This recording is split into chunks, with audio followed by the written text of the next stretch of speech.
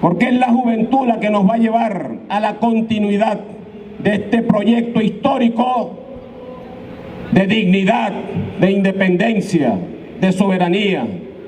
Es el proyecto histórico que debemos defender. Si alguna institución está destinada a permanecer por los años y por los siglos, en Venezuela es la Fuerza Armada Nacional Bolivariana, para garantizar su paz, su integridad, su estabilidad y su defensa.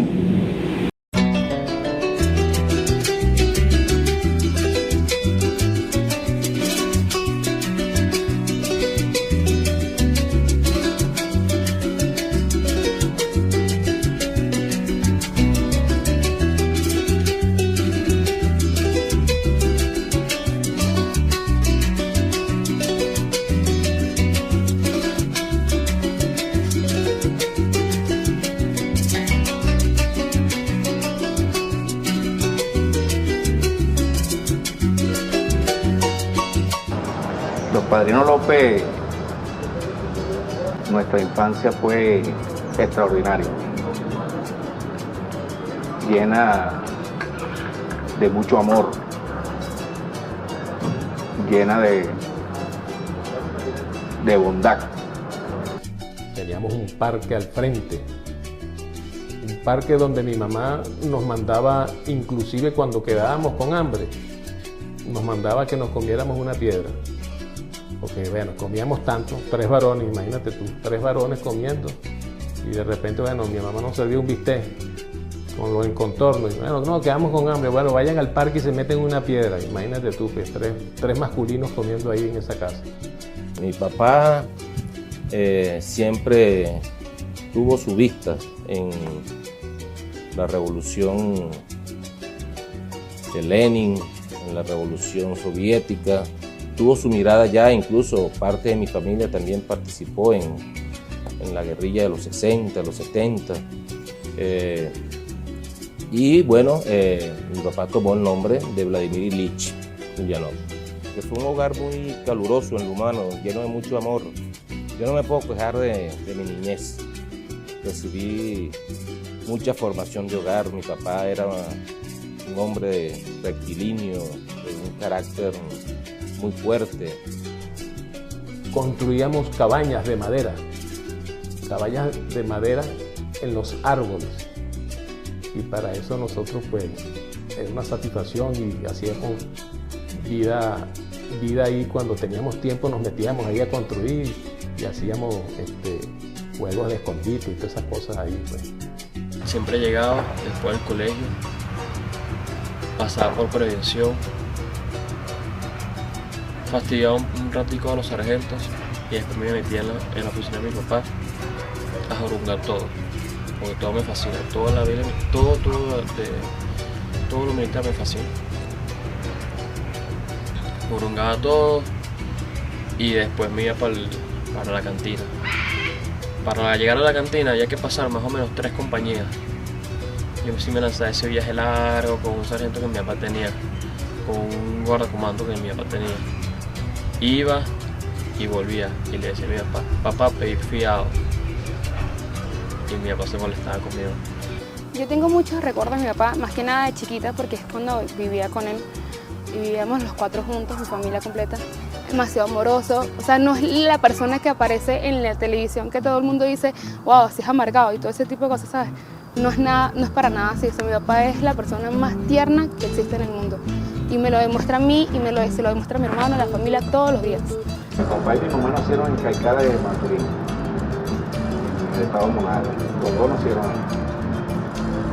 Se conocieron, se enamoraron. José Manuel Padrino Renault y ella, jovencitos los dos, se casaron, recién graduada ella de docente, se vinieron a Caracas. Aquí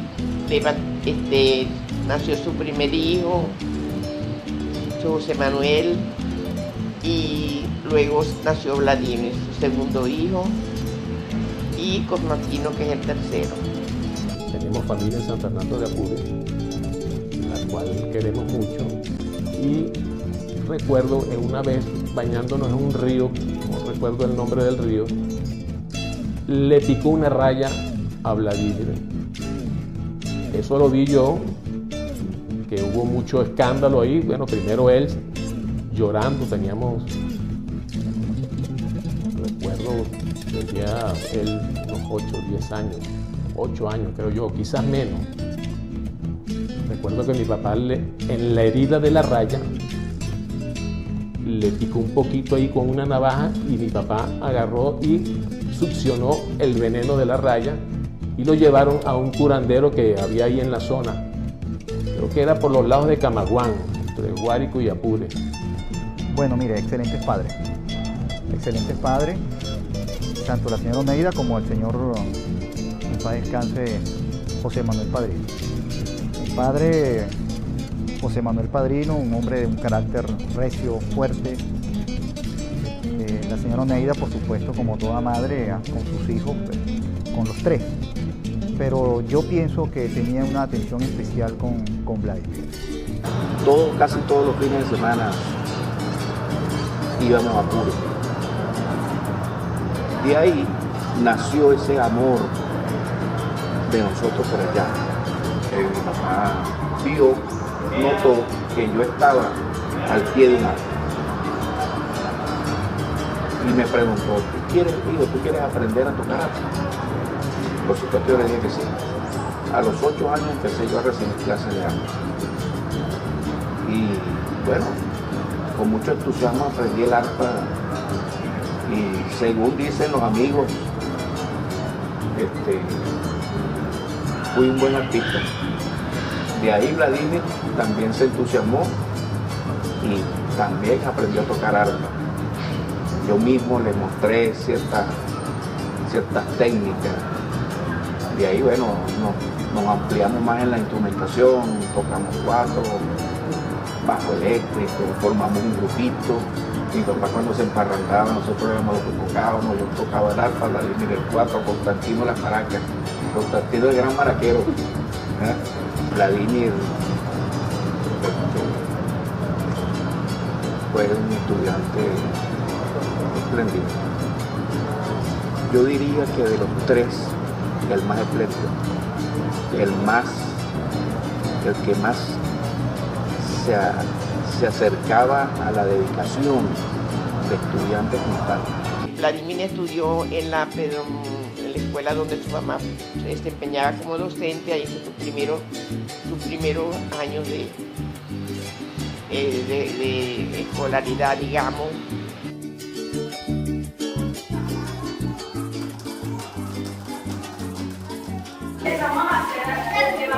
Buenos días. Buenos días, adelante. Tuve la oportunidad de tener a Vladimir conmigo en el 4º grado.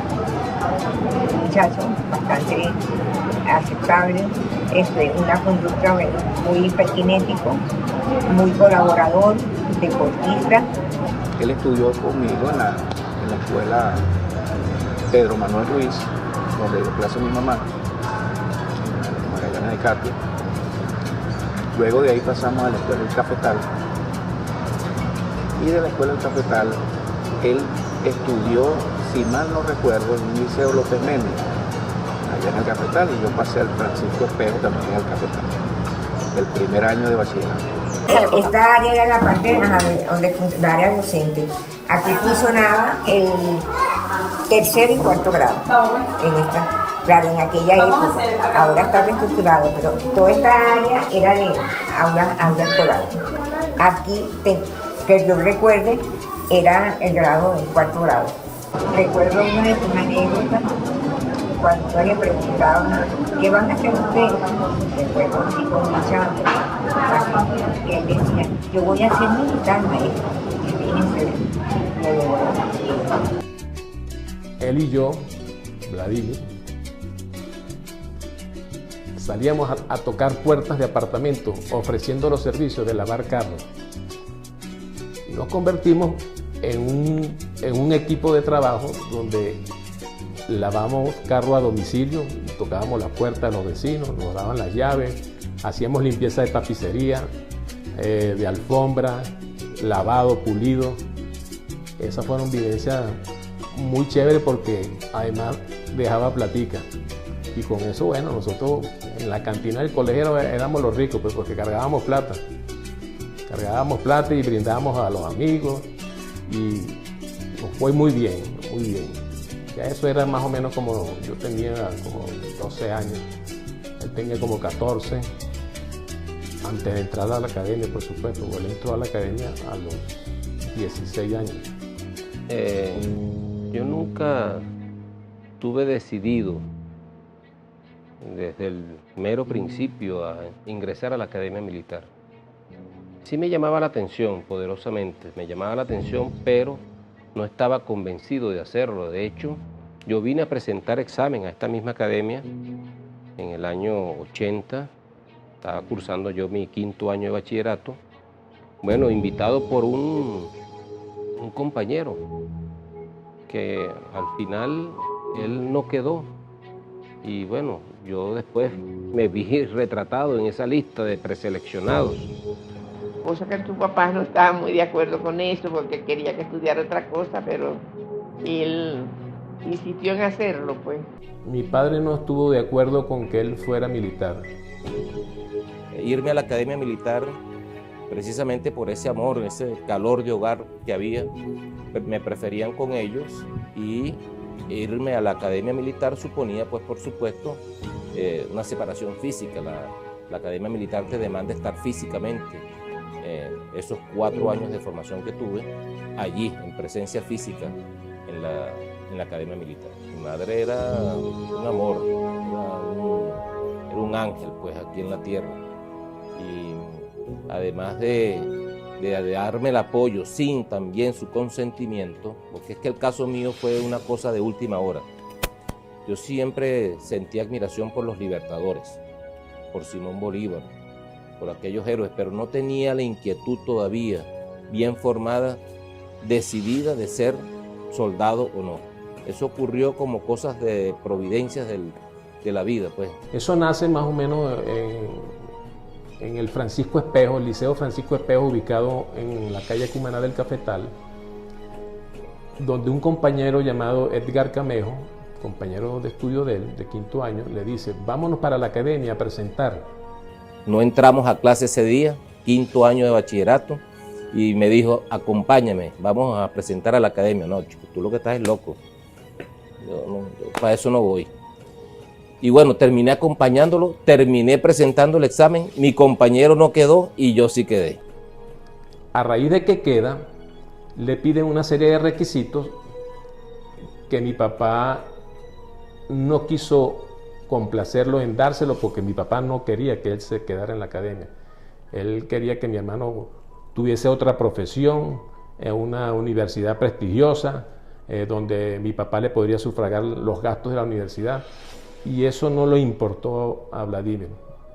Se metió por ese carril de la parte militar. Es tan así que pedían exámenes de hematología completa, algunos requisitos que mi papá no se los dio, no le sufragó esos gastos. Y él recurrió a su padrino, Jesús María Padrino, hermano de mi papá, y le pidió esa colaboración: tío, necesito esto para sufragar los gastos de unos requisitos que me hacen falta en la academia. Mi tío le dio el dinero, tal, y él pagó sus cosas, llevó sus requisitos a la academia e ingresó a la academia. Pero fue algo que al final de los días, ya quedaban como 7, 8 días para el ingreso a la academia, para ese 10 de agosto de 1980, y una vez amanecí y una luz me dijo: bueno, yo creo que esta es una oportunidad para ti. Y tomé la decisión de venir. Ya tomada la decisión, tuve el apoyo de mi padre y mi madre, y me dieron mucha fuerza, no solamente en la academia, sino a lo largo de mi carrera. Nos recibieron aquí, y aquí hacíamos las colas, todo ese puñado de hombres que habían quedado preseleccionados, habían salido en la página de uno de los periódicos nacionales, la lista de 527 preseleccionados a ingresar a la academia militar. De esos 527, aproximadamente 350 se vinieron a esta puerta y fuimos recibidos por los alfereces de la promoción, Pedro Camejo. Y aquí nos despedimos, nos dimos un abrazo con nuestros familiares, con nuestras madres, con nuestros padres que vinieron a despedirnos, nuestros hermanos. Un abrazo. Y quedamos aquí, bueno, ya con el corazón abierto, la mente abierta, las expectativas abiertas. Desde aquí, bueno, nos identificaron, nos pusieron nuestro nombre visiblemente y desde aquí nos asignaron directamente a nuestras compañías y nuestros respectivos pelotones. En mi caso particular, llegué al 6º pelotón de la primera compañía. Ese primer día recuerdo que mis padres, yo soy de Puerto Cabello, mis padres hicieron el esfuerzo de traerme en una camioneta que pasaba aceite. Y bueno, mi papá venía con su aceite allí como mecánico, venía echando su aceite y parándose al carro. Y nos quedamos en la casa de una prima y al día siguiente llegamos a la academia. Todo en el teatro era hermoso, frío, la educación de los alféreces, la atención que recibimos cuando entramos a la academia. Pero una vez que pasamos la puerta de la academia hacia el patio de armas, nuevo, ven acá, póntete la maleta esa en la cabeza y corre para allá a cortarnos el cabello, a entregarnos el material que nos íbamos a colocar, a colocarnos unas vacunas. Y bueno, ya los brazos iban débiles por las vacunas, no sabíamos cómo ponernos los bombaches, el uniforme era grandote, nos llegaba por la mano. Quedábamos a la orden del curso militar, que eran los alfereces para aquel momento, como lo llamamos en la Academia Militar de Venezuela y actualmente también nuestros padres. ¿Y eso quiénes son nuestros padres? Entonces los que nos llevaban 3 años por encima, que eran quienes nos recibían y teníamos unos meses que ellos son los que nos estaban formando para ser ya cadete y recibir la daga de investidura. Le correspondió estar en la primera compañía. A mí me tocó la 4ª compañía. No recuerdo que en los estudios durante los 4 años hubiésemos estado en un misma aula. Nunca coincidimos en eso. Pero sí amigos desde que entramos. Cuando salíamos de permiso, salíamos juntos. ¿Ok? Salíamos, me iba a la casa de él, allá en Urbina, en un apartamento con sus padres, con sus hermanos. Y bueno, yo dormía allá en la casa de él, a veces él dormía en la casa de mis padres. Y bueno, se hizo una gran amistad que nos une desde que éramos cadetes de primer año. Me acuerdo que en el año 80 me dio un espasmo coronario y Vladimir se despidió de mí estando yo en terapia intensiva y se vino a la academia. Eso fue un corre-corre, pues, unos en la clínica, el fin de semana mi papá y mi mamá corrían para la academia a ver a mi hermano, ya que ya estaba abierto el régimen de visita. Y eso fue ese corre-corre, pues en ese momento fue de verdad atareado porque bueno, teníamos esa situación, mi hermano mayor infartado y el otro en la academia militar que bueno, que todos los fines de semana bueno, recibía la visita religiosamente de mi papá y mi mamá. Estábamos atravesando por un momento difícil, familiar. Mi hermano mayor, José Manuel, había tenido un problema isquémico que obligó a hospitalizarlo y yo me vine con mucha preocupación por su estado de salud, ingresé. Bueno, yo vi a mi hermano creo que después de 2 o 3 meses que ellos estaban en formación, no podían salir de aquí, sino después de ese tiempo fue que empezaron a recibir la visita. Y mis padres y yo, Constantino no pudo asistir, vinimos al teatro de la academia que es al lado. Después, por supuesto, de tantos meses, esos meses de angustia, si se quiere. Mi mamá, sobre todo, angustiada, preocupada, no veía a su hijo. Al llegar al teatro no veíamos a Vladimir, entonces yo salí a buscarlo. La primera visita, bueno, conseguí a mi hermano en la puerta del teatro y allí nos dimos un abrazo que terminamos en lágrimas, lo recuerdo perfectamente. Y lo encontré en un bebedero de agua que ya no existe, allá en el teatro de la Capilla. Ahí nos dimos un gran abrazo.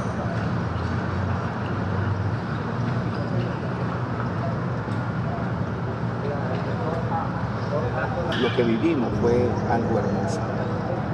Después Vladimir empezó su carrera de cadete, su gran carrera. Veníamos uniformados, venía saliendo yo por aquí, por primera vez con mis botas de campaña, mi uniforme de campaña, y veníamos ya al trote, todo se movía al trote.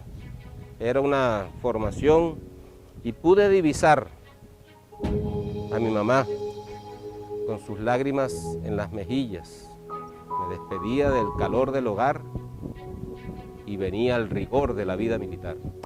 Y aquí hice por primera vez mi ósculo a la bandera y comencé a llenarme de estos símbolos. Bolívar allá, con su pensamiento al fondo, decía: Dios concede la victoria a la constancia. Nunca lo podré olvidar. Dios concede la victoria a la constancia. Y estos pensamientos y estas imágenes, este salón de tanta historia, este roble, este samán, este patio, estas vivencias, ahí comenzó un nuevo camino para Vladimir Padrino López. Comencé a enamorarme de la carrera militar.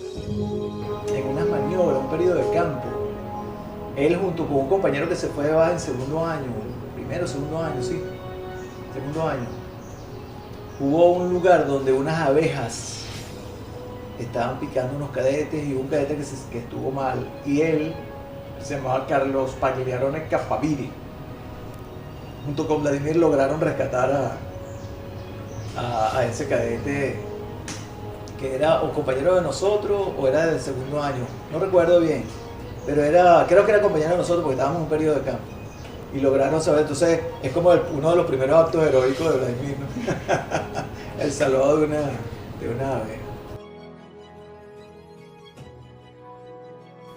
Y bueno, este fue mi primer espacio, pues, este fue mi primer escaparate, este que está acá, mi primer escaparate.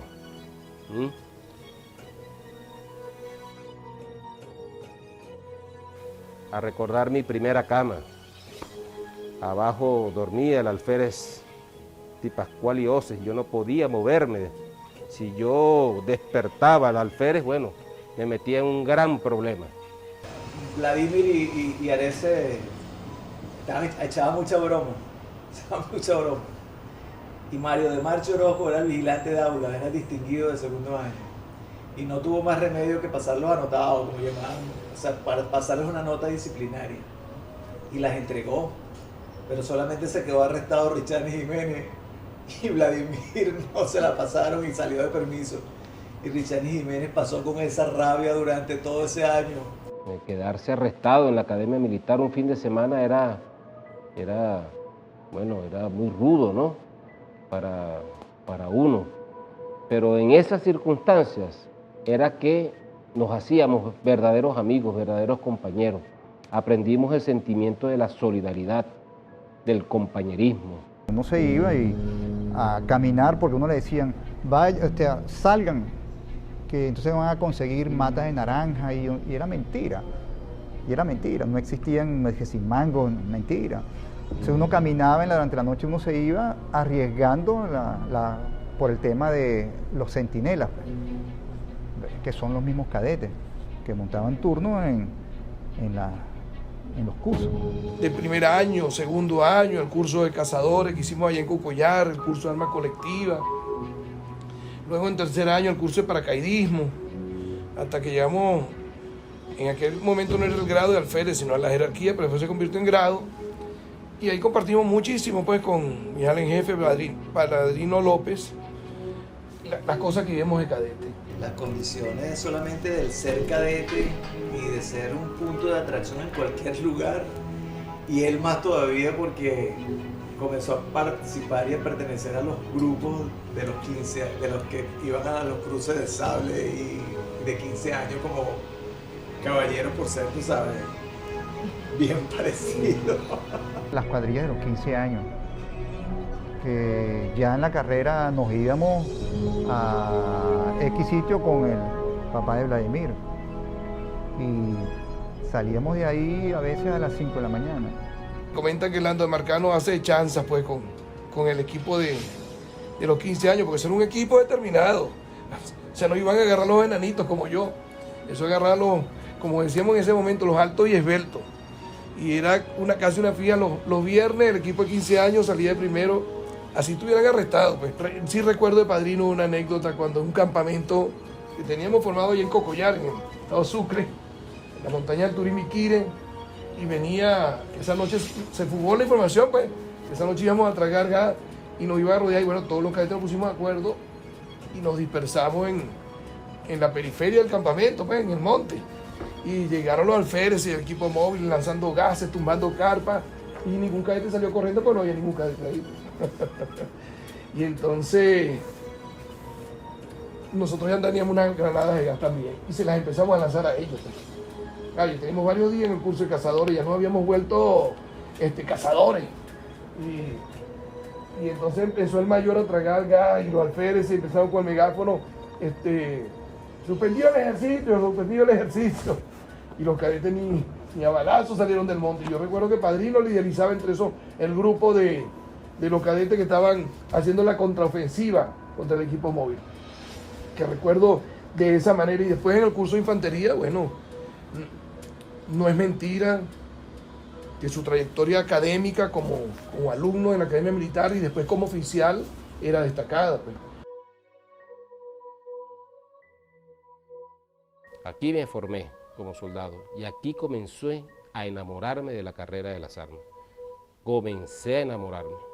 No te puedo negar que hubo momentos en que yo pensé en irme, pensé en retirarme. Bueno, el rigor de la carrera militar. Son, como dice la parábola de Jesucristo, son muchos los llamados, pocos los escogidos. Bueno, pensaba, reflexionaba entre tantas cosas. Y bueno, una de las cosas que me paraba era, bueno, ¿con qué cara me presento yo allá en mi casa a mi papá y a mi mamá? Y decirle que no pude en la Academia Militar de Venezuela. Bueno, eso quizás me contuvo. Bueno, yo no escuché tanto de que se quería ir de baja, pero sí que estaba con problemitas, ¿no? Pero no creo que para lo que él quería o quiere a la Fuerza Armada, así haya sido cadete hace 30 y tantos años, él no se hubiese ido. Yo eso se lo aseguro. La vida militar hay que llevarla en las entrañas, pues. Hasta creo que hay que nacer predestinado para hacer eso. Muchos de mis compañeros, y creo que inclusive mi jefe ha dicho, bueno, yo entré por probar. Pero no, y eso va predestinado. Yo soy católico y creo que eso es así. Mi comandante Chávez también decía el mismo comentario. No, yo fui a la Academia Militar a jugar pelota. Pero el discurso, la formación, la enseñanza, lo que estudiamos en la Academia Militar, alma mater del ejército, bueno, hace brotar lo que uno lleva por dentro. Nosotros hemos llevado una relación propia de lo que es la vida militar, pero también yo pudiera decir que más allá del jefe, del comandante, pues ya uno también lo ve con unos ojos de amistad, y por supuesto que eso lo que hace es elevar el compromiso hacia la persona. También me acuerdo cuando mi papá entregó el Bolívar, hicieron unos juegos, unas competencias, y mi papá estaba metido ahí haciendo gritos con los soldados, comió con los soldados, le sirvió la comida a los soldados. Hasta el sol de hoy sigue sirviendo la comida a los soldados porque todos son soldados. Pueden haber altas jerarquías, sí, pero todos son soldados a la vez, todos son humanos. Y lo que mi papá quiere enseñar al pueblo es cómo tener valores y cómo tener principios. Bueno, mi encuentro con el general en jefe Padrino López nace en la Academia Militar de Venezuela en el mes de agosto de 1983.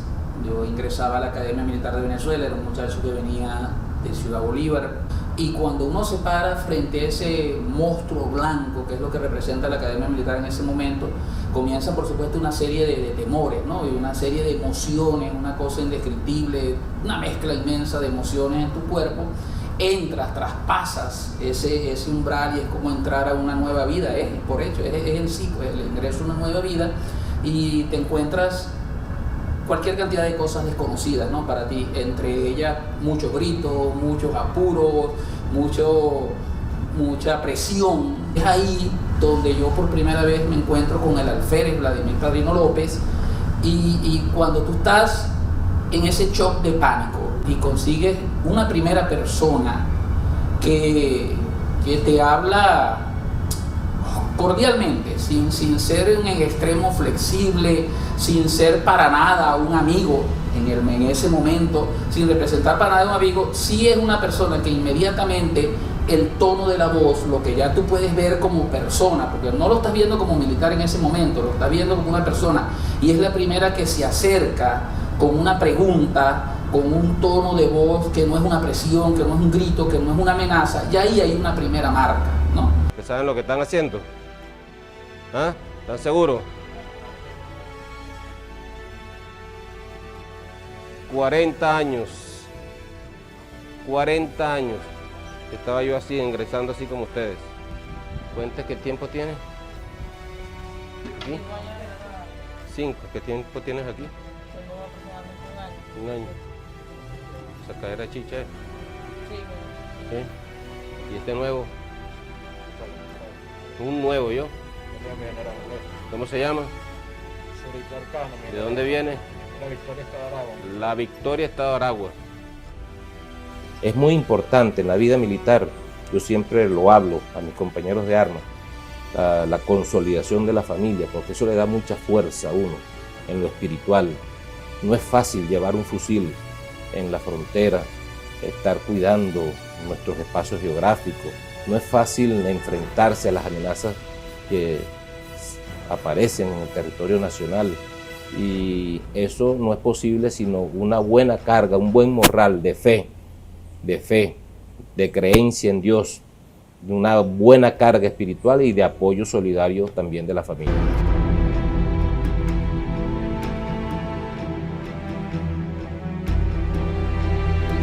Vladimir se la llevó, a igual que todos nosotros, bueno, se la llevó bien con mi papá y mi mamá, pero yo veo que Vladimir tuvo esa conexión más directa con sus padres a través del momento en que ingresa a la Academia Militar, cuando realmente hay esa separación del hogar, que eran cartas que le mandaba él, tanto a mi papá como a mi mamá. Nos comunicábamos mucho por cartas, las cartas que yo le enviaba a mi mamá, a mi padre, las cartas que yo recibía de ellos, de mis hermanos, de mi familia, de mis tíos, de mis tías.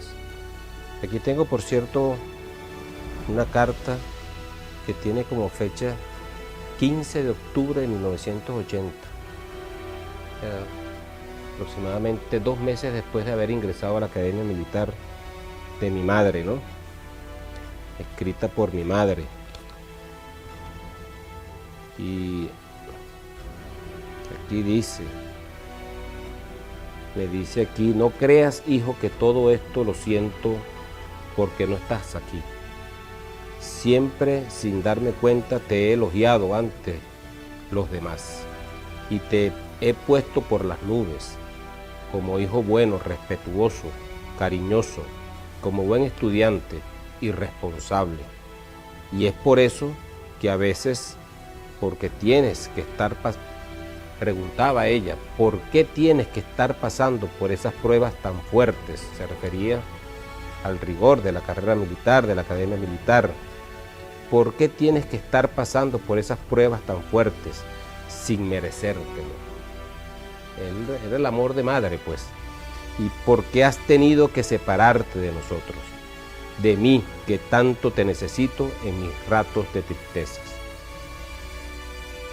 Ella, como madre al fin, veía la academia militar como una prueba muy fuerte, ¿no? Mi papá me ha hecho cartas desde que tengo 6 años, una cosa así. Porque él estuvo como 4 años en Marinas, entonces como que siempre que se iba me dejaba una cartica en la mesita de noche. Y yo todas las carticas las iba guardando poco a poco hasta que tengo una caja escondida ahí en mi closet de todas las cartas, literal. Y tengo una que siempre es la que está al lado de mis escritorios, que es la que dice: ama tu universidad, ama tu carrera, ámate a ti misma, ama tu vida como es.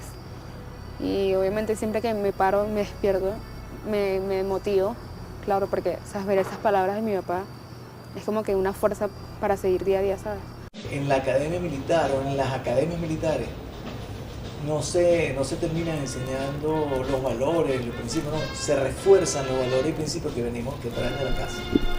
Entonces ese papá, esa mamá o esa abuela, alguien que trascendió en uno en esos lugares, en cualquier parte del interior y de la capital de la República, es lo que refuerza la academia militar.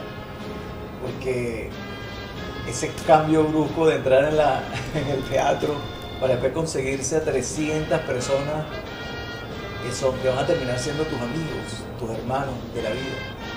Entonces, bueno, la vida te da esa condición y esa posibilidad y ese transcurrir de 30 años, 25 años, del tiempo que sea. El 5 de julio, en este caso el 7 de julio de 1984, salieron a la palestra militar nacional 109 oficiales a prestar servicio al país. Y de verdad que ha sido todo lo que tenemos y lo que hemos dejado de tener, se lo debemos a esta forma de vivir, porque yo no digo que es una carrera, es una forma de vivir. Y egresamos un 7 de julio del año 1984. Afortunadamente, nosotros logramos cumplir esos 4 años y egresar como oficiales de este ejército, el ejército bolivariano. Finalmente, 109 oficiales de la promoción Juan Gómez Mireles en 1984. De 1980 a 2004. Y puedo ver aquí a la promoción de 1984, mi promoción, Juan Gómez Mireles. General de brigada, dice coronel. General de brigada con Juan Gómez Mireles. Aquí me puedo divisar yo. Y aquí también orgullosamente puedo divisar a mi comandante Hugo Chávez. Era capitán. Nuestro comandante Hugo Chávez. Desde aquí lo recuerdo claramente con su verbo, con su arenga. Y nosotros aquí formados, escuchando siempre su bolivarianismo que le brotaba por las venas. Y además, bueno, todas las enseñanzas que nos dio. La Cuarta República había enterrado a Bolívar y Chávez, con su arenga diaria, con su pregón diario, con su discurso diario, con su ejemplo diario, nos enseñó a querer y amar y admirar a Bolívar, nos enseñó a estudiarlo. Y por eso fue que, al salir de aquí, ya nosotros teníamos una concepción y una visión de que defender la patria era nuestro deber más sagrado.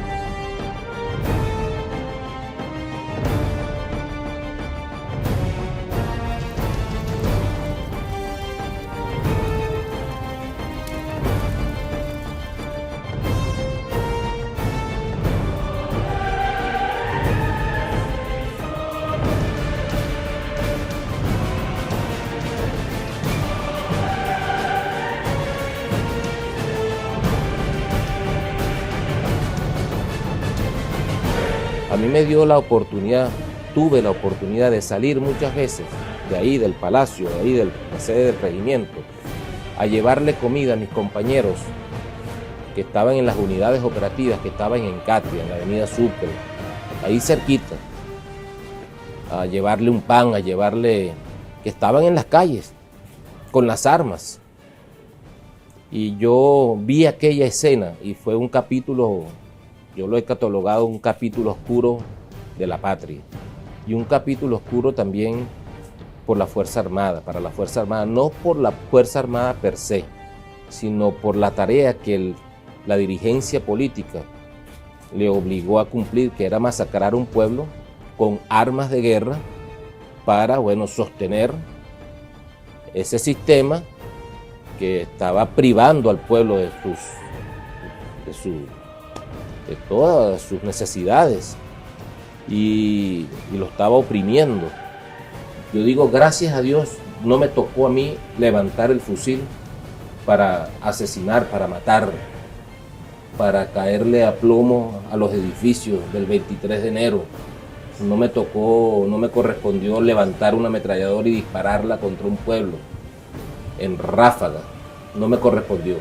Pero a compañeros míos, y no los estoy acusando, no los estoy señalando, sino sencillamente fue la orden política del comandante en jefe de ese entonces de arremeter contra un pueblo con las armas de la República. Tuvimos algunos contactos posteriores en reuniones donde se discutía esto ya a nivel Fuerza Armada, pero no abiertamente ni en lugares públicos. Tuve la posibilidad de compartir allí estos ideales con un espectro mucho mayor de la Fuerza Armada y donde veíamos que se consolidaba una suerte de movimiento bien interesante, pues, que se materializa posteriormente con el golpe de Estado que da el comandante supremo Hugo Chávez Frías en su momento, que desafortunadamente falla. Por ahora, los objetivos que nos planteamos no fueron logrados en la ciudad capital. El 4 de febrero yo no participé. Yo estaba haciendo curso de infantería en la Escuela de Infantería, ahí en Fuerte Tiuna. Me sorprendió realmente la rebelión militar. No estaba involucrado. Sin embargo, bueno, días después, el comandante Hugo Chávez me hizo llegar una carta desde su prisión. Creo que estaba en San Carlos todavía. Y me hizo llegar una carta. Esa carta me movió espiritualmente, me movió, me tocó la fibra. Y bueno, sí comencé en un proceso, digamos, de conspiración en el momento.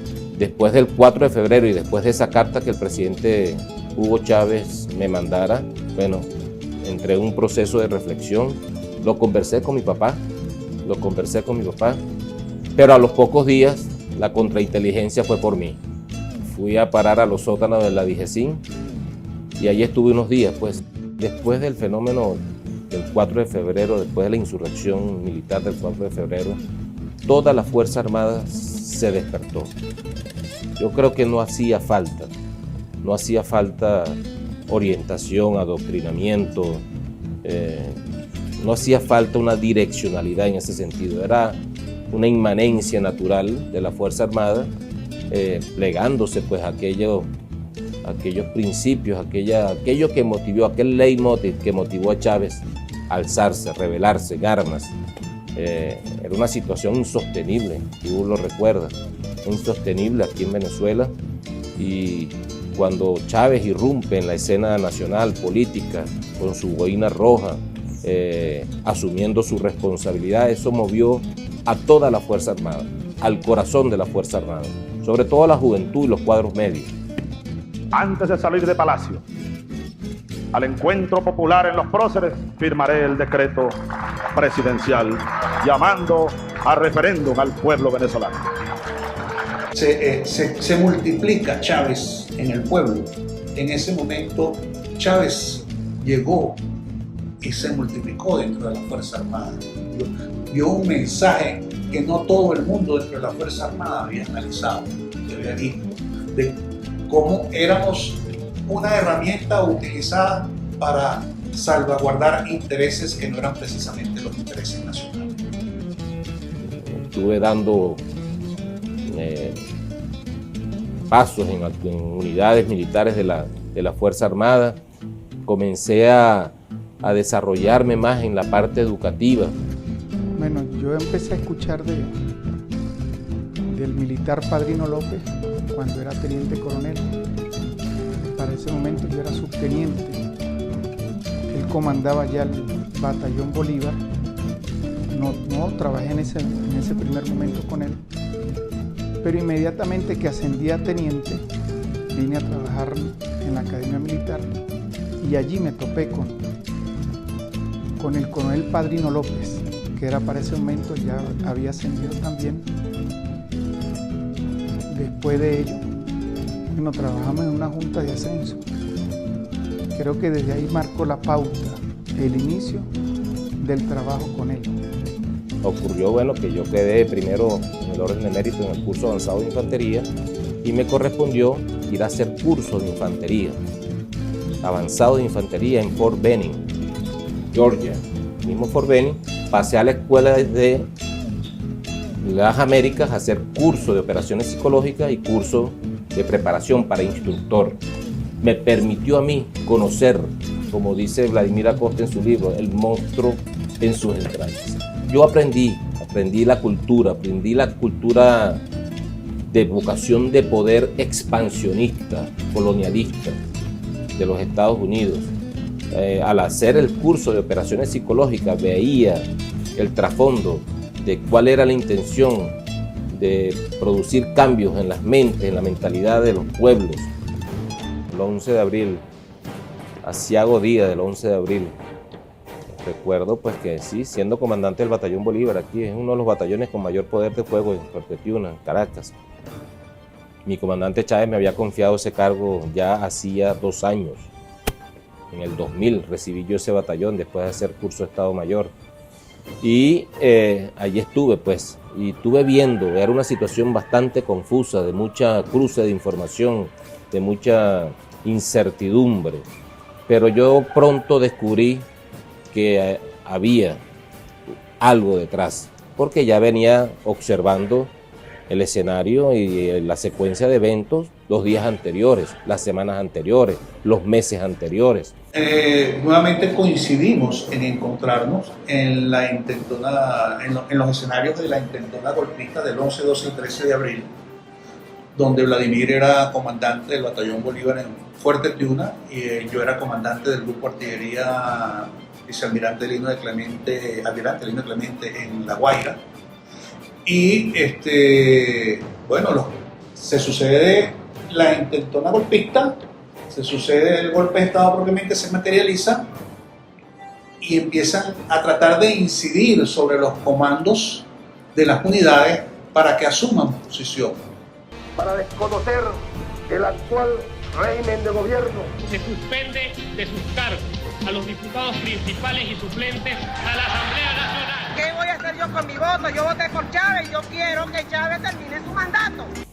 Veía un calentamiento allí, sobre todo en la cúpula militar, y efectivamente pues el 11 de abril me tocó, bueno, habían generales que se me acercaban y me decían, mira padrino, esto ya se acabó, ya Chávez no está, ni va a estar. Yo te recomiendo por tu trayectoria que llevas de tu carrera, alíñate con nosotros. Fueron muchas las llamadas y yo me mantuve muy firme con eso y sobre todo no solamente yo, me daban mucha fuerza los oficiales que me acompañaban de mi batallón. Y parte de esa comunicación hacia el norte del fuerte, o sea, hacia lo que podía estar pasando más en el centro de Caracas, en el centro del poder, digamos así, y para quitar la incertidumbre era el batallón Bolívar, donde estaba mi compañero y amigo Vladimir Padrino, quien era el comandante del batallón Bolívar, que tenía un alto nivel de poder de fuego y movilidad, a pesar de que la capacidad del batallón de transporte era movilizar a un batallón o más. Entonces recuerdo haber llamado a a Vladimir en algún momento, en uno de esos primeros momentos, valga la redundancia, y bueno, recuerdo poco de lo que me dijo, pero estaba también dentro de esa incertidumbre y la cosa está apretada, algo así me dijo. La matriz era esa, Chávez renunció, y la exigencia nuestra era, ¿dónde está la renuncia? Como comandantes de batallón, por orden del comando de la guarnición para entonces, nos ordenaron ir al batallón Ayala, al grupo Ayala, para que los comandantes de batallones del Fuerte Tiuna estuviéramos ahí presentes. Recuerdo que estaba sentado al lado de Vladimir, y muchos de los generales que estaban allí estaban discutían. Yo quise como levantarme porque estaba como hastiado de tanta gente discutiendo, y me iba a levantar y Vladimir me dijo, espérate un momentico, vamos a ver qué pasa. Hubo un momento de receso, y por cierto que General García Carneiro y se acerca hacia donde estábamos nosotros, porque nos terminamos de reunir como en la barra del casino, y una de sus expresiones fue: pónganse bravos, manifiéstense, ustedes tienen el poder de combate, ustedes, manifiéstense. Salimos de ahí de verdad que bien indignados de lo que estaba pasando en ese momento. Y bueno, tuve también la fortaleza de tener a un general como el general García Carneiro allí conmigo como jefe. En ese momento que general García Carneiro nos llama, o nos acercamos donde estaba él, que nos molestáramos, que levantáramos la voz, que teníamos el poder de fuego, teníamos las capacidades, pues. Era precisamente para la defensa del comandante Chávez en ese momento, porque él estaba más enterado de lo que estaba pasando más que nosotros, y nosotros teníamos realmente el poder de combate, tenían todos los comandantes de batallones en ese momento. Después de los eventos del 12 en la tarde en el Palacio de Miraflores, yo aquí me voy a alzar en contra de esto que está ocurriendo. Bueno, yo también soy otro.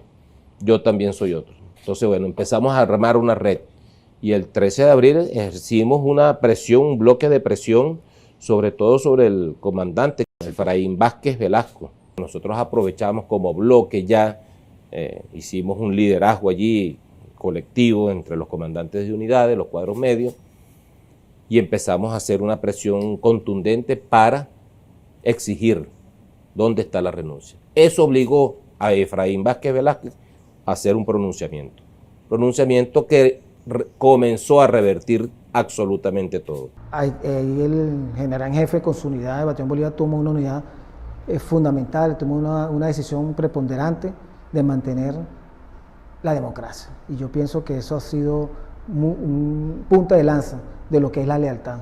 Y es lo que ha profesado Vladimir Padrino durante su carrera y durante su estadía.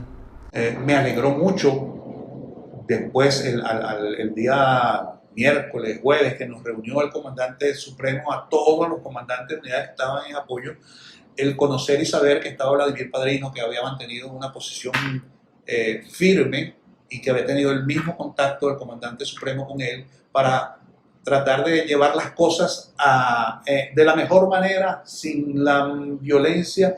Un contraste total, de verdad que es un contraste total de cómo manejó la situación en su momento Carlos Andrés Pérez en el Cacerolazo versus cómo lo manejó el comandante supremo Hugo Chávez en la intentona golpista del 11, 12 y 13 de abril. Nosotros tenemos una posición política tomada, la posición política de la patria, de defensa de la patria, de la defensa de la soberanía, la posición política de los ideales de Bolívar. Y comandante en jefe, la Fuerza Armada Nacional Bolivariana ratifica una vez más su amor a la patria, que hoy renace, se levanta y se impone, y reafirma el amor al pueblo de Venezuela, con quien nos une inquebrantables lazos de libertad y progreso. General Padrino, yo recuerdo que era comandante, era teniente coronel comandante del batallón de infantería Bolívar, ¿verdad? El 11 de abril. Sí, mi comandante en jefe. Ese batallón de infantería que pasó por aquí. Y fue uno de los comandantes que aquí en Fuerte Tiuna se puso de pie, se pusieron de pie los muchachos, pues. Se pusieron de pie, no, que no aceptamos esto. a los generales traidores aquellos. ¿Sí? Y se concentraba el pueblo y ordenaron dispararle al pueblo. Llegó la policía primero, la metropolitana, y disparó y lanzó gas lacrimógeno. Pero estos muchachos dijeron no, nosotros no vamos a dispararle al pueblo. Y recuerdo que ordenaron a la policía que se retirara, y se retiró la policía de las inmediaciones de Fuerte Tiuna. Y luego ellos se unieron al pueblo y exigieron, bueno, el retorno de este soldado que estaba preso allá en La Orchila. Lo ha ocupado en el cargo, lo ha llevado a tener la decisión de mantenerse firme ante la exigencia de un imperio que pedía su división. Hoy nos sentimos orgullosos por su trabajo, por su constancia, por su esfuerzo y por la lealtad a esta patria. Y esa fórmula mágica que nos dejó el comandante Hugo Chávez, la Unión Cívico-Militar, se hizo una realidad. Hoy estamos más fortalecidos. Hoy estamos más fortalecidos. Que viva la democracia verdadera. No la democracia que levantaron, las banderas que levantaron aquel 12 de abril, disolviendo todos los poderes y la Constitución. No, no es esa la democracia. Es la democracia que nos queremos dar nosotros. Que viva la democracia, que muera la anarquía y la tiranía. Después recibe el segundo comando del ejército, cuando estaba trabajando. En esa oportunidad yo tuve unas reuniones con él porque tuve inconveniente dentro de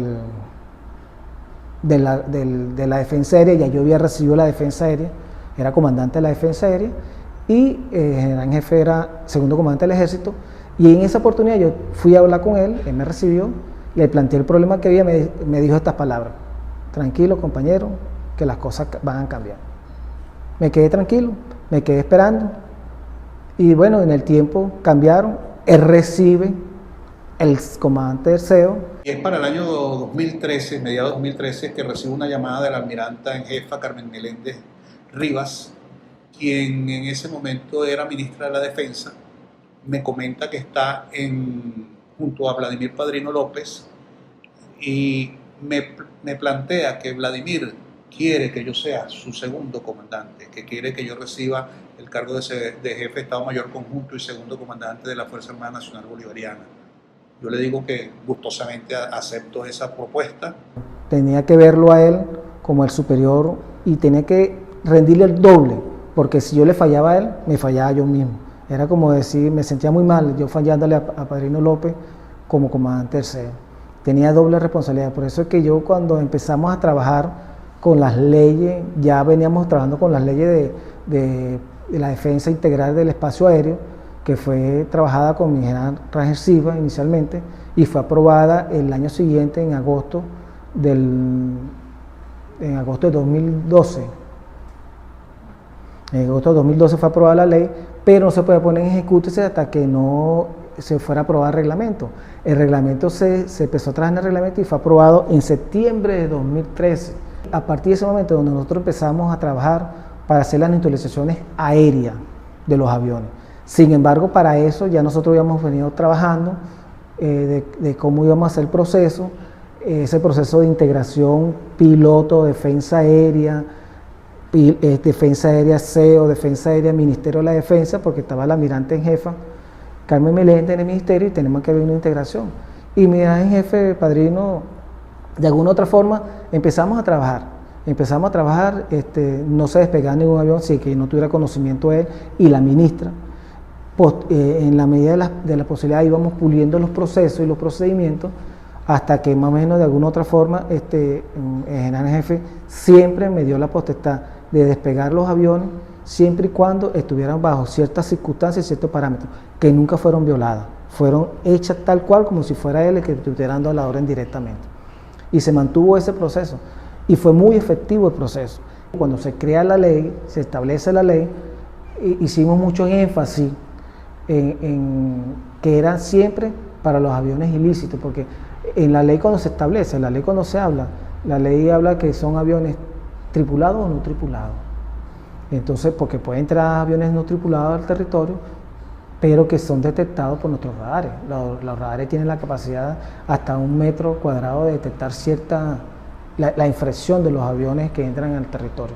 A raíz de este crecimiento que tiene la Defensa Aérea o las Fuerzas Armadas, cuando se establecen las REDI como un sistema estratégico de defensa territorial, se establecen las REDI, viene también el crecimiento de la Defensa Aérea.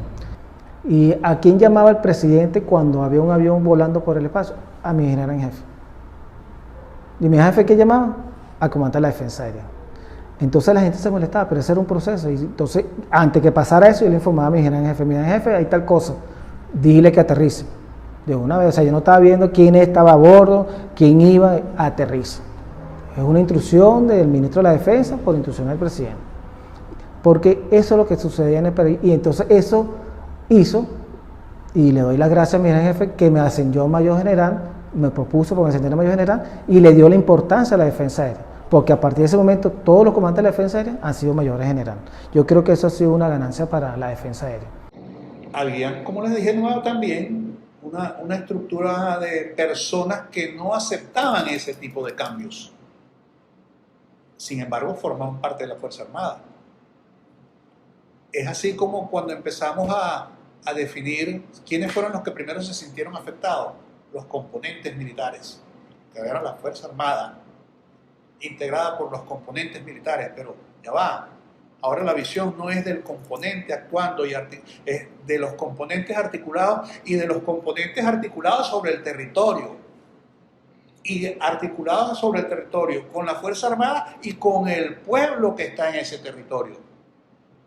Me da instrucciones en relación a tratar de fortalecer lo más pronto posible todo lo que tenía que ver con la dinámica de transformación de la Fuerza Armada Nacional Bolivariana, el hecho de asumir lo que es el sistema defensivo territorial, el cambio de la estructura de la Fuerza Armada y la generación de doctrina. Con los nuevos conceptos de doctrina, entendimos que es el CEO.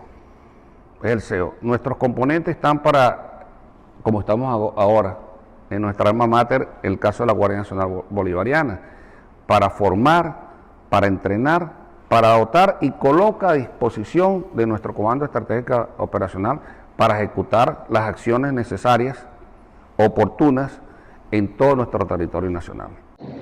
Recordemos que toda la doctrina de la Fuerza Armada era una doctrina importada totalmente bajo la plataforma pro-yanqui. Es así como comenzamos a generar nuevos manuales de doctrina dentro de lo que es el Estado Mayor de la Fuerza Armada y empezamos a distribuirlos en las unidades para que empiecen a asumir las nuevas formas en cómo se ve la Fuerza Armada Nacional Bolivariana. Empezamos a generar manuales de funcionamiento en alguna medida y crear las primeras redes y vías que tenían que existir para armonizar lo que era el funcionamiento del sistema defensivo territorial, para que las regiones entendieran cuál era el rol que estaban asumiendo, para que las áreas de defensa integral entendieran cuáles eran sus funciones, para que las zonas operativas de defensa integral entendieran cuáles eran sus funciones, para que el personal que formaba parte de eso entendiera el cambio. A lo interior de la Fuerza Armada Nacional Bolivariana hay una cohesión perfecta, perfecta. Y el ejemplo está allí, pues, cómo hemos resistido nosotros los embates, las provocaciones del imperio norteamericano, tratando de dividir la Fuerza Armada. Nosotros tenemos pleno consenso en todo lo que discutimos de interés nacional. Como ministro de la Defensa, como hombre de Estado, es una pieza fundamental en este país. Porque una vez él lo dijo, hay que tener agallas para preservar la paz de este país. En estos momentos tan difíciles que estamos pasando, ha sabido él con su equipo, porque no es él solo, es su equipo también, cómo mantener al país orientado. Y ante unos sucesos que quisieron romper el hilo constitucional en el 2013, y ya a inicio de 2014, que fue un año difícil para la patria, aparece un nuevo movimiento muy agresivo, violento, que no respetaba al pueblo, que llegó a quemar hasta, recuerdo yo, donde los niños estaban estudiando, preescolar. Aquí mismo en Caracas quemaron uno, el del Ministerio del Poder Popular para la Vivienda. Las guarimbas. Fue un año demasiado fuerte, fue un año trabajador. Entonces estamos trabajando en lo interno y en lo externo. En lo interno con la oposición radical, apátrida, que lo que quieren es destruir el país, y con un gobierno norteamericano que nos estaba acechando a través del Mar Caribe, volando, despegando, llevando a los marines para Curazao, llevándolo, y o sea, estamos como peces en una cerca. El problema comenzó a partir de 2015. Eso era todos los días. Yo pasaba los reportes, a mi jefe 5, 6, 7 misiones diarias que venían los aviones norteamericanos frente a las costas venezolanas, volando, haciendo reconocimiento de inteligencia, señales. O sea, ya eso venía. Ellos volaban en la FIR autorizada por la FIR de Puerto Rico, pero no por la FIR de Maiquetía. Entonces siempre había esa dualidad de problemas. Mi general en jefe Padrino, con su orientación, con su respaldo, a quien le agradezco de verdad todo el respaldo que nos brindó, con su liderazgo y con su firmeza, establecimos estrategias que él se las presente a nuestro comandante en jefe Nicolás Maduro Moros, y él iba aprobando la forma de acción que nosotros le presentamos a través de mi general jefe Padrino. La estrategia fue inicialmente consolidar la paz en la capital de nuestra república. Recuerdo que él me dice: Wolfgang, encárgate de ir llevando todo lo que era el basamento legal, administrativo, todo eso lo íbamos sacando en el Estado, que yo voy al terreno. Eso lo hace solamente el comandante. O sea, es parte del liderazgo, y eso es la presencia del comandante en el terreno es la que fortalece a las tropas y la que debe garantizarse. Y él como comandante se iba a los sitios donde se ejecutaban las guarimbas. Muchas de las acciones que tomamos, él como comandante estratégico operacional, él estaba al frente. Puedo nombrarla. Aquí en Caracas nos acompañó en ocasiones allí, respetando los derechos humanos. Es importante resaltar esto, respetando los derechos humanos. Vladimir reunía a sus comandantes territoriales y comandantes de componentes, y le daba las instrucciones en cuanto a la salvaguarda de los derechos humanos de todo aquel que estuviese, sea del lado opositor o sea del lado del gobierno. Él decía: la institucionalidad demanda que nosotros debemos salvaguardar todo aquí. Si hay participación, que en efecto había, de las policías, cuando éstas sean rebasadas es que nosotros vamos a participar. Pero aún así ustedes van y conversan con las policías y verifiquen que las acciones de las policías sean ajustadas a los derechos humanos. Y eso se fue internalizando en nuestras mentes. Respeto a los derechos humanos. Ya venía como una doctrina igual de formación por Chávez. Y de allí fuimos estabilizando zonas de Caracas, logrando que nuestro pueblo tuviera esa conciencia, y posteriormente fuimos a otras regiones de nuestra patria. Fuimos a Mérida, que también fue muy rudo. Estuvimos en San Cristóbal.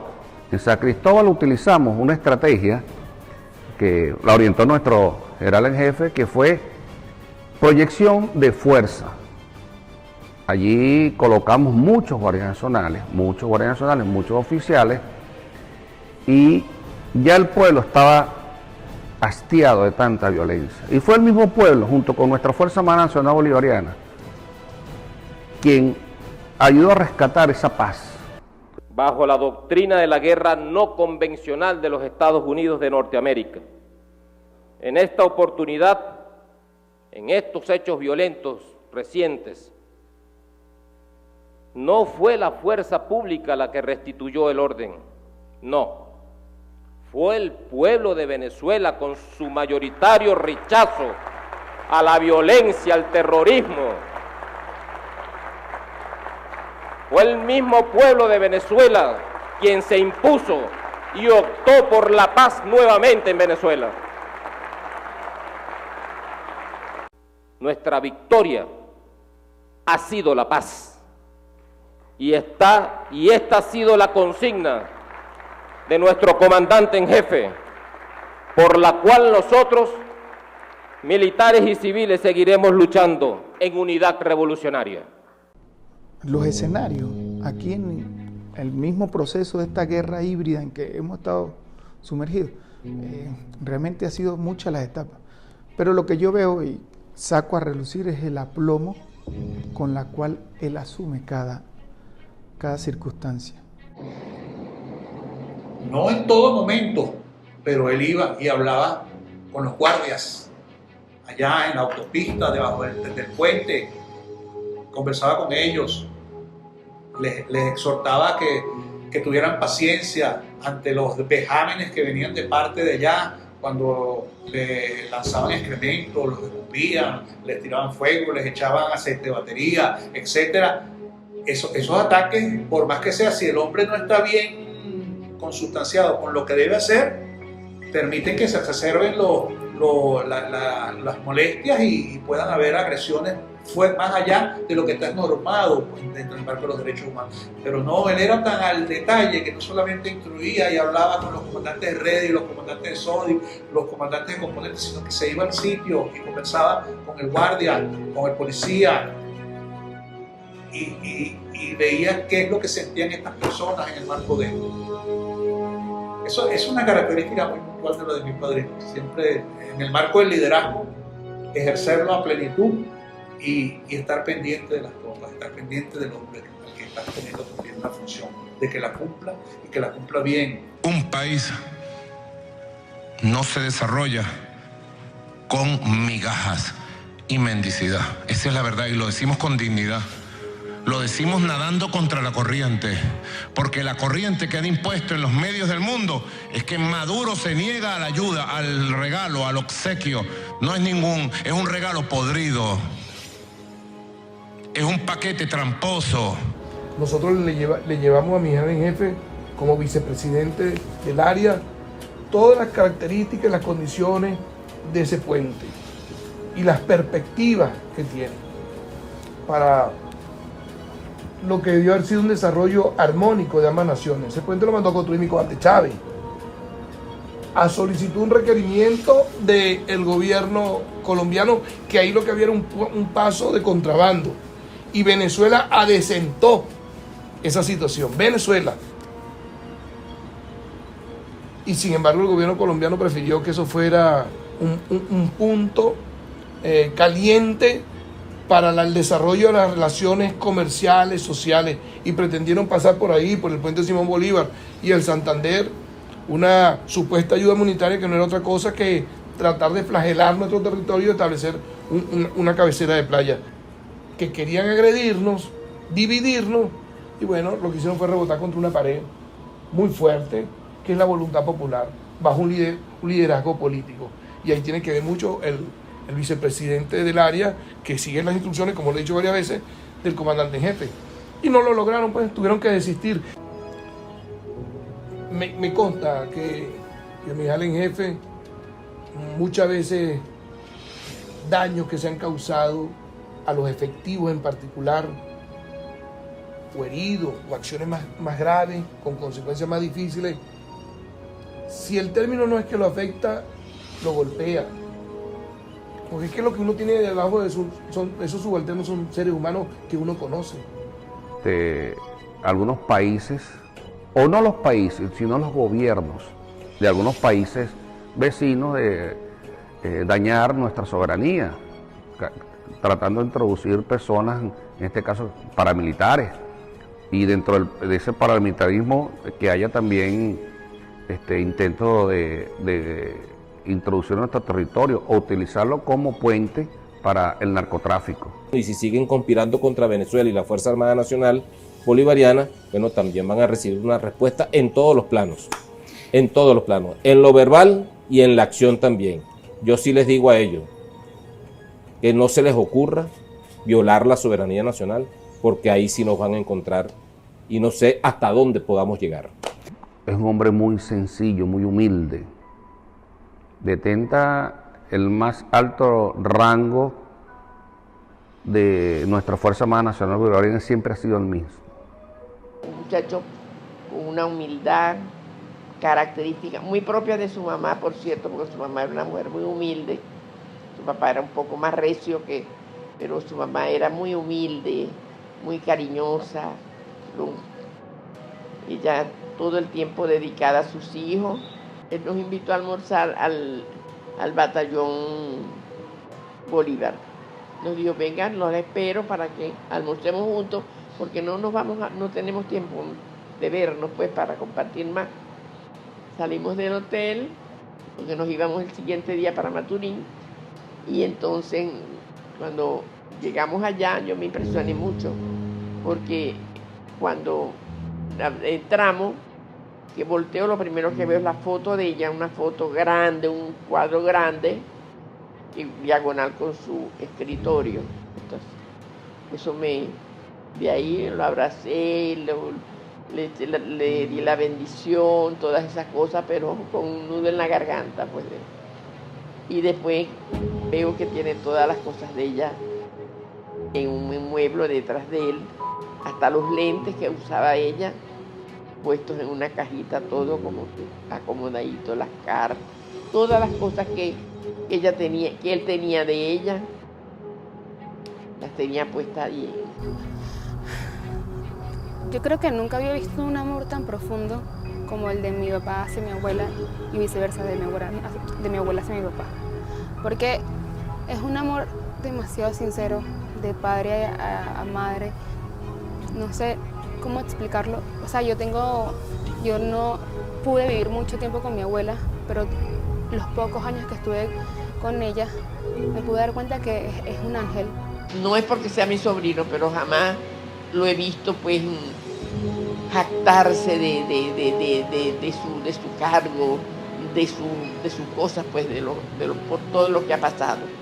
Una de las maneras de las que mi papá me ha demostrado a mí la humildad es a través de los hechos. O sea, mi papá es una persona que siempre está con los pies en la tierra y siempre tiene las ideas claras, a pesar de muchas cosas que le pueda decir las demás personas. Y eso me lo enseña a mí con hechos. O sea, por ejemplo, a veces me priva de cosas que me pueden llenar la cabeza de ego, de poder. Me importa mucho la gente.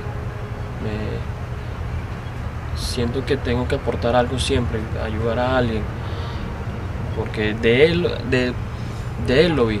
Él no necesitó decírmelo a mi hijo, tienes que ayudar a la gente. No, yo aprendí a eso de él porque yo lo veía siempre, todos los días lo veía. Es una táctica que no todos los papás tienen, ¿sabes? Prácticamente hablas con él, con tu hijo y ya, pero mi papá es una persona demasiado inteligente y sabe cómo hacer sus cosas calladito, porque aparte es misterioso y no dice nada a nadie. Esa humildad de mi papá se debe a la enseñanza que le dieron a mis abuelos cuando estaban vivos. Desde chiquito yo creo que siempre me mantuvieron en ese valor de la humildad es lo primero, de que tú tienes que ser sencillo y transparente con todo el mundo. Mi abuelo siempre fue un señor serio. O sea, yo me acuerdo que cuando era chiquita y estábamos en Barinas, porque ellos son de allá, como que estábamos todos sentados, y siempre me acuerdo de este recuerdo. Y yo siempre, como era muy inquieta, era una niña muy inquieta, siempre pasaba por delante de él y le pisaba los pies. Entonces como que mi abuela se molestaba y todo el mundo se reía porque mi abuelo se molestaba. Entonces desde ahí como que yo me ponía triste y empezaba a llorar y decía, les veía con mi papá y le decía, el abuelo está molesto y tal, y no sé qué más. La pérdida del señor Manuel, y también, por supuesto, ya sabíamos del deterioro que venía en cuanto a la salud del señor Manuel, pero aún así, como todo ser humano, pues uno siempre aferrado a la vida, y bueno, pero se va entendiendo también que el tiempo, pues va pasando, y nosotros como seres humanos, pues también sabemos que vamos en ese proceso. También le afectó. Entró una enfermedad que no supo vencer. Otra baja importante en mi papá porque el país pasaba por unos momentos críticos.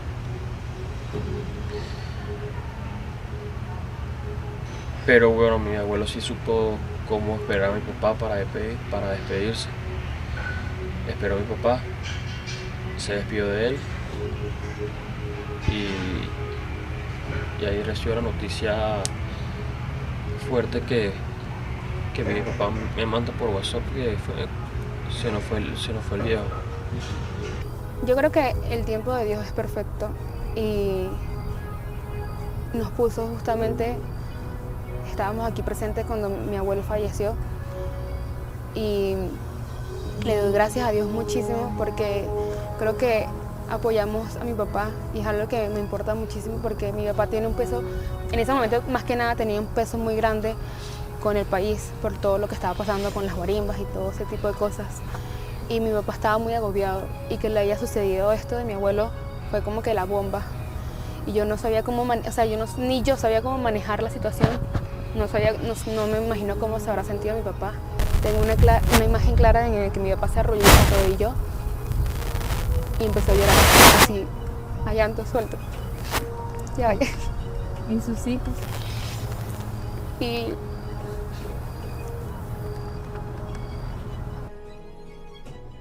Vladimir, siempre le pido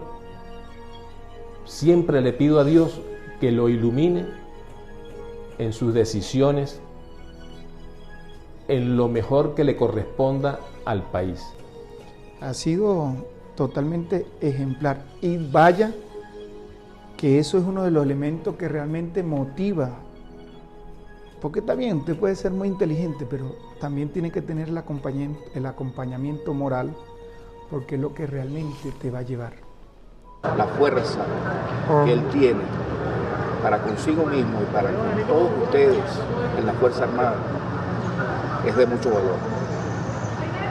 Porque la Fuerza Armada puede contar con un hombre capaz, un hombre idóneo, un hombre filántropo, nato, lleno de bondades. Ese es Vladimir, Padrino López. Las acciones de terceros que no entienden su liderazgo. Es una persona que prioriza la institucionalidad, el deber ser, la protección de las personas, el bienestar de las personas, por encima de sus necesidades. Pienso que Vladimir Padrino es eso, el patriota, el venezolano, el amigo, solidario en todas circunstancias.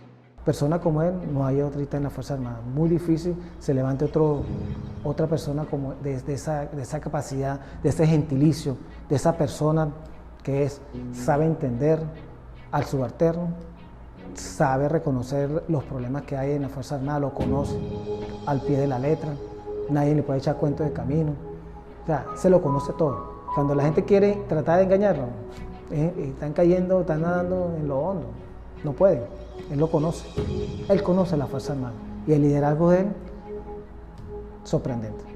He sido un fiel servidor a mi patria como soldado, eso es lo que soy en esencia, un soldado, y he cumplido pues con mi código de honor, he cumplido con mi juramento de ser leal y defender a mi patria, he cumplido con mis principios antiimperialistas, antioligárquicos, eso lo tengo en la sangre y eso se está reforzando a todo lo amplio y ancho de la Fuerza Armada Nacional Bolivariana institucionalmente.